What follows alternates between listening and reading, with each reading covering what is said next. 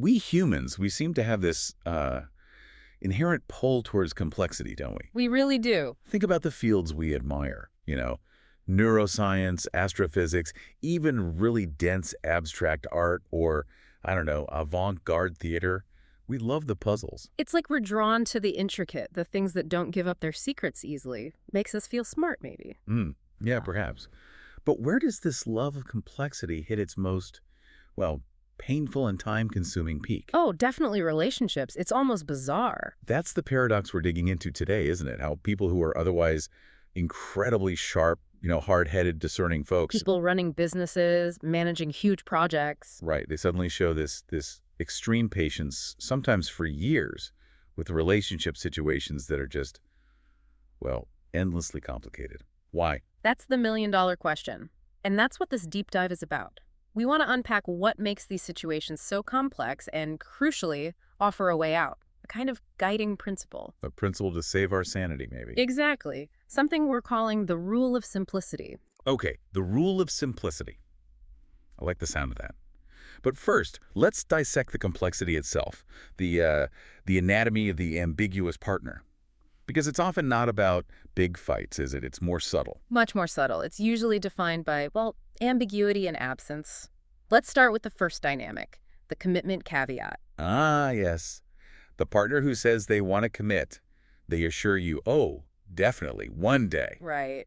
That beautiful future is always shimmering on the horizon. But it's never quite now. There's always a but, a caveat. They need more time or space, or things aren't perfect yet, or they have fears to work through. It's always conditional. And the moment you ask for something concrete, like, okay, so what does this actually look like? Yeah. They kind of pull back. Suddenly it's, I need freedom, I need space, or that classic, I just need a chance to explore. And you've probably asked, maybe many times, what explore even means in this context. And you still don't really know. It's exhausting. Why do we put up with that? Well, maybe because the complexity feels like a hurdle. If you can just wait long enough, be patient enough, you'll win the prize.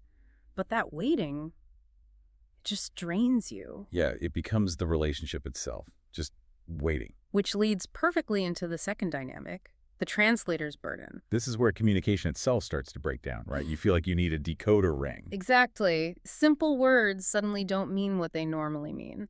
A text, a plan, a comment, you spend hours trying to figure out, what do they really mean by that? You're constantly analyzing tone, subtext. Running everything through this complex psychological filter. And it creates this incredible instability. Things that were fine last week, suddenly they're huge issues. Oh yeah, like walking on eggshells. Constantly. You're defined not by the connection, but by your effort to just understand the basics of interaction. It sounds utterly exhausting, just so much work. It is, and it's often combined with the third pattern, the absent presence. Okay, what's that? This is the partner who, in principle, is there for you. In theory, they love you dearly. Oh, the in-theory partner. But in actual day-to-day reality, they're ghosts. Constantly, incredibly busy last week, this week, next week probably. Can't answer messages for ages, even if you see they're online. Right. Always out with those compelling friends or locked into their super demanding job. So the love exists as like an abstract concept. Pretty much. It's theoretical love. They're an idea in your life, not a consistent presence. Yeah. The common thread in all three. It takes massive effort just to keep the basic connection alive. It's like a second job you don't get paid for. And because we love puzzles, as we said, we often slide from just experiencing this to, well, almost glorifying the analysis of it all. Oh, absolutely. That leads us to what the source calls the late-night investigative ritual. You probably recognize this. Paint the picture for me. Okay. It's, say, midnight. You're up, maybe sitting at the kitchen table, maybe in bed with the light on, and you've got a notebook. Or maybe just your phone notes app. And you're mapping things out. Arrows, lists, trying to figure out what went wrong, what's really going on. Trying to decode a simple interaction like it's, I don't know, quantum physics? Precisely. You're spending precious hours trying to reverse engineer basic human connection and affection. And then you finally give up around 1 a.m., feeling just drained, fragile, maybe fearful, completely confused. It's a huge emotional and mental drain poured into someone who consistently offers you chaos instead of calm. And when the solo investigation fails... Then you escalate. You adopt the astronomer's view. The astronomer's view, okay. This is when you start discussing this person constantly. with your friends, your therapist, maybe even, unsuspecting colleagues who just asked how your weekend was. And it's not just venting, is it? It's deep analysis. Oh, it's high-level psychological speculation. What drives them? What happened in their childhood? Are they avoidant, anxious, preoccupied? Dissecting their attachment style, their family history. Yeah, peering at them like they're some distant, mysterious nebula in another galaxy, trying to understand their celestial mechanics. But all that outward gazing, all that complex analysis, it actually boomerangs back, doesn't it? It does, right back onto you, creating the self-doubt feedback loop.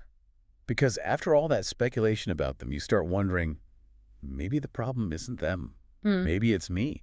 Exactly. Am I fundamentally broken? Did I do something wrong? Am I just too demanding, too needy? You internalize their ambiguity and unavailability as somehow your fault. You start questioning your own needs, thinking maybe wanting reliability is asking too much. And the really brutal part, you might never feel more weird or flawed or fundamentally damaged than when you're around this person who is supposed to be your source of affection. That's devastating. Why do we stay stuck in that loop? Well, partly because society feeds us this mantra, doesn't it? Relationships are hard work. No human is simple. Everything worth having takes effort. And look, that's often true. Good relationships do require work, communication, compromise. Absolutely. Navigating life with another person isn't always smooth sailing. But here's the danger.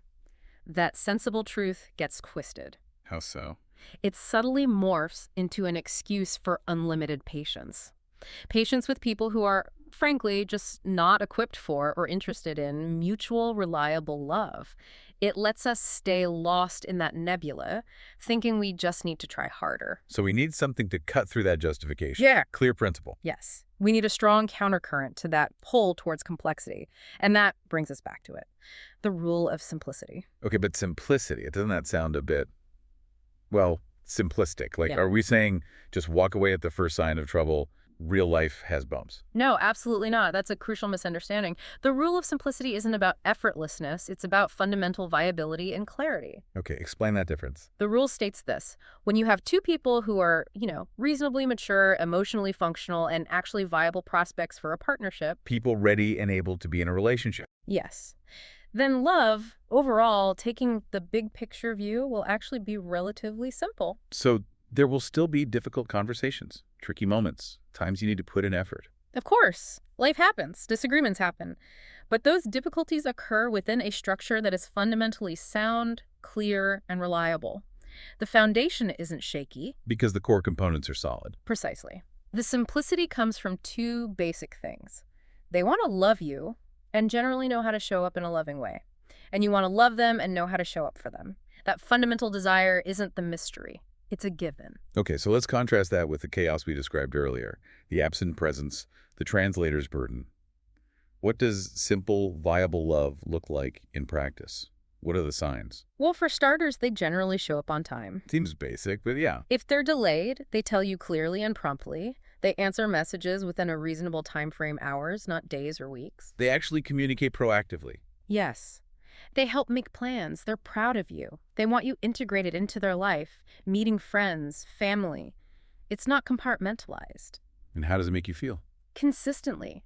It leaves you feeling wanted, calm, secure, sure of where you stand. Not because they're perfect, but because their intentions and their actions generally align.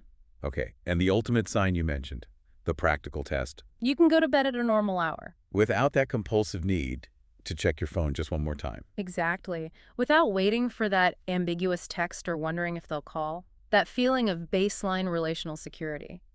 That's the simplicity we're talking about. So if you don't have that baseline, if things consistently feel complicated, uncertain, anxiety-provoking. And that complexity itself is a huge signal, a really strong indication of something else going on. And this, for you listening, is the radical point. You don't actually need to solve the puzzle of why it's complicated. We invest so much energy in the why, don't we? Is it their childhood, their job stress, their fear of intimacy? And maybe the reasons are complex and deep trauma, mental health stuff, weird family dynamics, who knows? But the rule of simplicity says you don't actually need to figure it out. You don't need the diagnosis. No, you just need to read the complexity itself as the flashing neon sign saying, this isn't viable, you shouldn't be here. So all the late-night journaling, the endless talks with friends, the mental gymnastics, That is the answer. That's the signal. The signal is the struggle itself. It's telling you this connection isn't built on a foundation that can support healthy, mutual love. So it's time to stop asking those big cosmic questions that keep us stuck. Where were they really? Well, what did that vague comment mean? When will they finally commit? Exactly. Because here's the thing. If someone truly loves you and is capable of a healthy relationship with you, you'll generally know it. If they want to be there, they'll show up consistently, clearly. When it's viable, love is, well, all things considered, Yeah. fairly obvious. It really is the deep complexity you're wrestling with. It's usually not a problem within the relationship needing to be solved. It's a symptom that the relationship itself might be fundamentally non-viable for you. So if you find yourself regularly pulling out that metaphorical telescope, trying to decipher the latest ambiguous signal from your partner, like some distant star, That's your proof. Yeah. That's the evidence that you've gone way past the reasonable patience any human deserves in a partnership. The complexity isn't the puzzle to solve, it's the boundary telling you to stop. the complexity is the stop sign. It is. So the final question we really want to leave you with, thinking about the rule of simplicity, is this. If decoding your partner's actions, intentions, and communication requires the intense focus and analytical skills of, say, an astrophysicist, Are you actually building love? or are you just addicted to solving an incredibly difficult and maybe ultimately unsolvable puzzle? The rule suggests the only action needed is to recognize that signal for what it is Yeah. and get out now.